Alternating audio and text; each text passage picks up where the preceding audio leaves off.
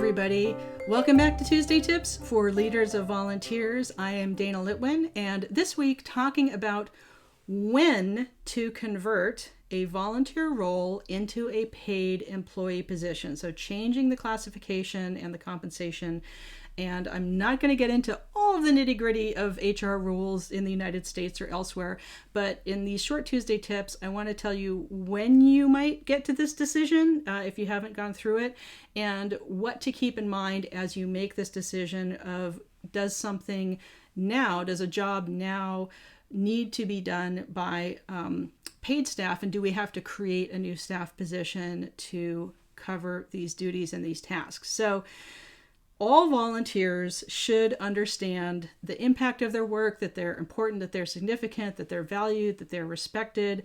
And I've seen it way too often where can be a founder's syndrome. And this is common in tech startups as well, where yes, a very passionate person or small group of people have started an all volunteer run organization, or they're starting a nonprofit, they're incorporating as 501(c), and too much of how everything runs day to day is falling on one person, and that person is giving their time. And there's going to be a point in the growth of that organization, even in the best all volunteer runs, where, hey, you know what? We could actually use a part-time executive director, administrative manager, director of volunteer services. Like at a certain point, the day-to-day running of the operation of your agency is at a certain growth point is going to require switching from all volunteer to a dedicated staff position. And it can be just one staff position and everybody else is a volunteer. That's how ALIVE works, Association of Leaders in Volunteer Engagement. We got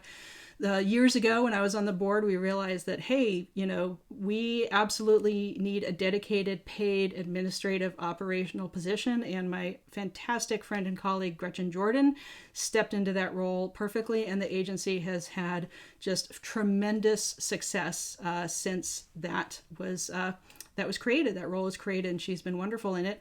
And then that role exists when she's ready to retire and someone else gets hired. But the structure is built now into the organization to have a paid position helping to administer the day-to-day while the rest of us are functioning as volunteers and giving our time on the board or membership committees and other special projects. So that's a success story right there with Live.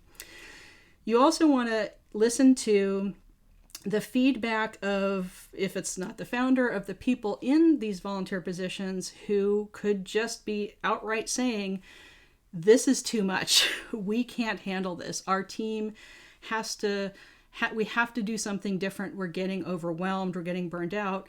And the other side of that is if people aren't telling you that directly, that this is becoming too much workload, too many hours, it's too hard to keep track of it with 3 or 4 people working on trying to keep track of the same spreadsheet. Listen to the challenges that people are having around it, and that's going to help you make that decision of, okay, I think we've got enough data and narrative and feedback from the people doing this work that we really have to make this a paid position or a few paid positions for this team to continue to succeed.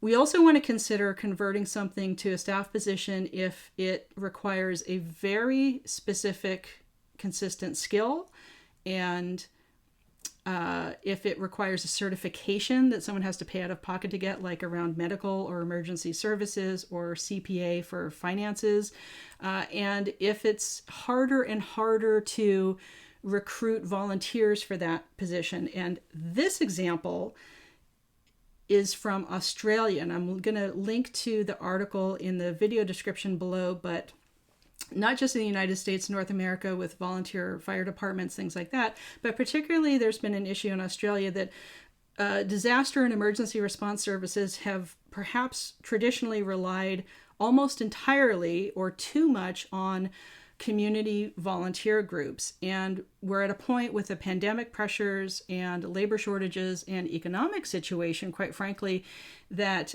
having someone volunteer for a 2-year commitment and a lot of training, time training, and a lot of maybe paying out of pocket for their own equipment or for expert certification in CPR, advanced first aid, water rescue, things like that. That's more than a lot of people can handle. So if you're getting feedback that it's more than the current volunteers can handle, if you're worried about founder syndrome and too much information and how things work is sitting with one person and there isn't a backup if something happens to them or they decide to leave or retire or they have to go.